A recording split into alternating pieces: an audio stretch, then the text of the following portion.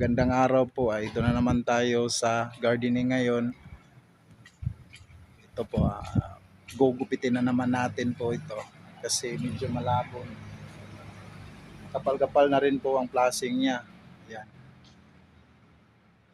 Ito po yung tinatawag na multi-balls orange Eugenia.